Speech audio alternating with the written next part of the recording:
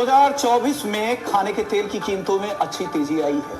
क्या ये तेजी 2025 में भी जारी रहेगी?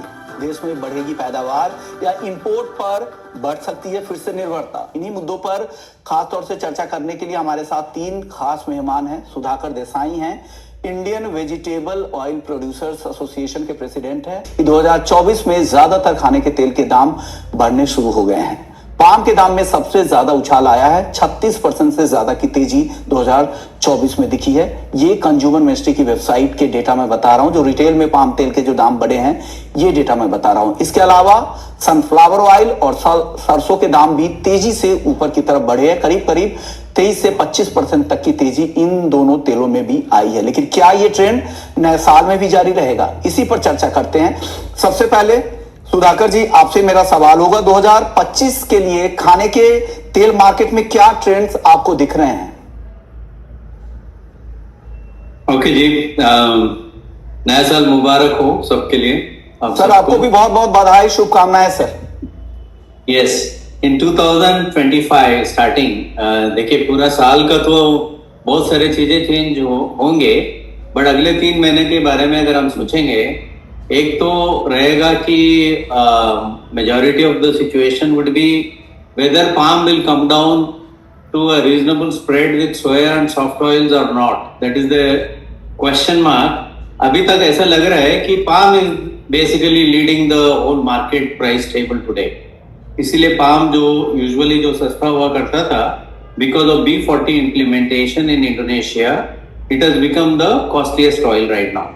So I think this year or next 1 or 5 to 6 months belong to soft oils, and also it is good for the domestic oils like rice bran, cotton, mustard वगैरह। तो ये साल में और एक चीज मेन है कि ये जो वॉलेटिलिटी जो था पिछले 3 महीने में, lot of things have happened. Indian duties have gone up, international prices have gone up. जैसे आप बता रहे हैं, palm has rallied super spike, so much so that its demand became half in India.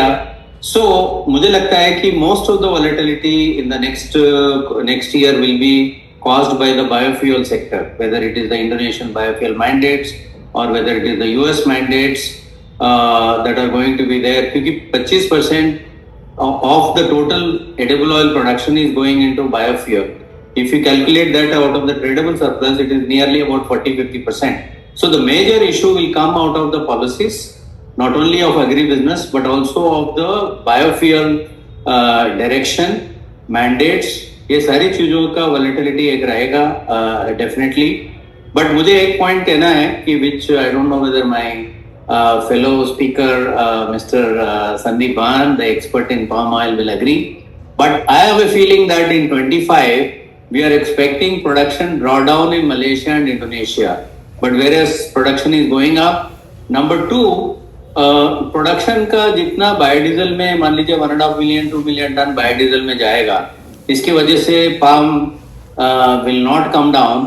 I have a question mark there because I think the demand has fallen much more than this biodiesel mandate.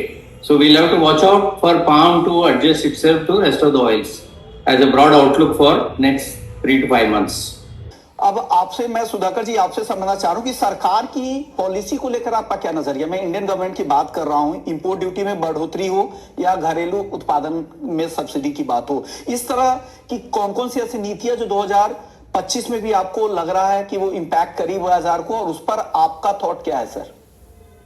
Indian industry का ही बात करूंगा मैं, end of course certain side effects जो मैं बोलूंगा duty बढ़ाने के कारण। तो गवर्नमेंट ने तो बहुत अच्छा कदम लिया था ड्यूटी बढ़ाने का, विद द गुड इंटेंशन कि जो डोमेस्टिक ऑयल सीड्स है वो सब MSP के ऊपर चले जाए।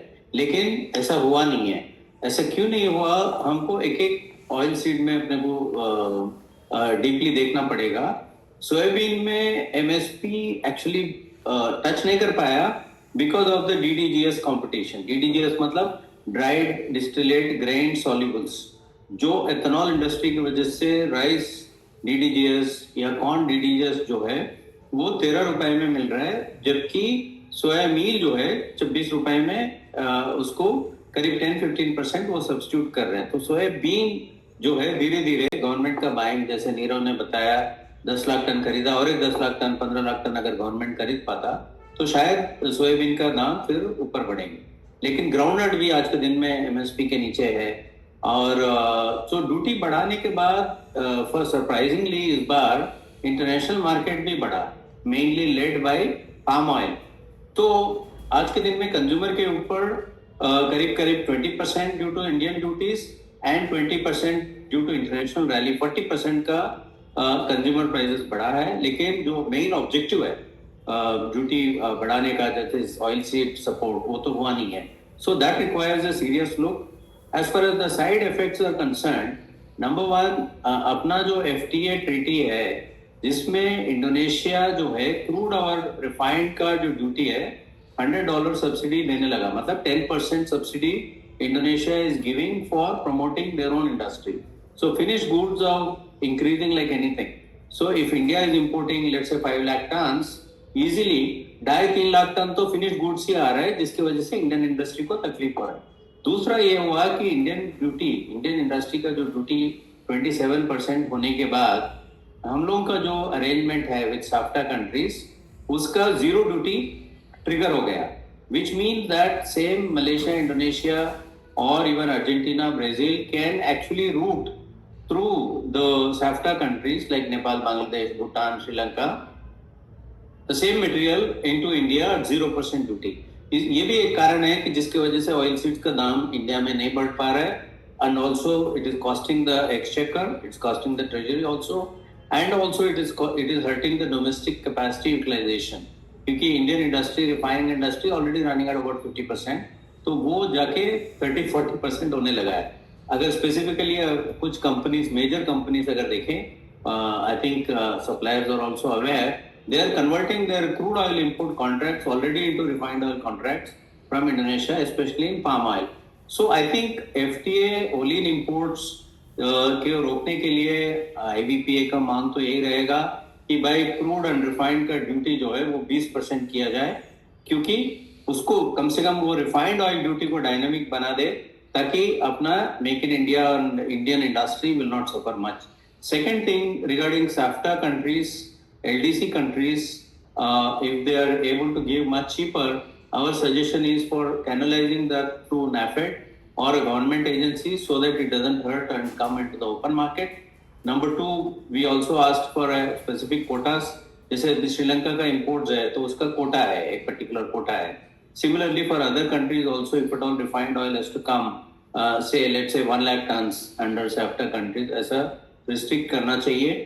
And number three, definitely PFAD का जो ड्यूटी जो 5% में रोका गया है, जबकि क्रूड ऑयल का दाम 27% ड्यूटी हो गया क्रूड ऑयल में, लेकिन जो बाय प्रोडक्ट का जो ड्यूटी है वो 5% ही रह गया। ये भी, this is also hurting the Indian industry and this is called inverted duty structure in custom duty.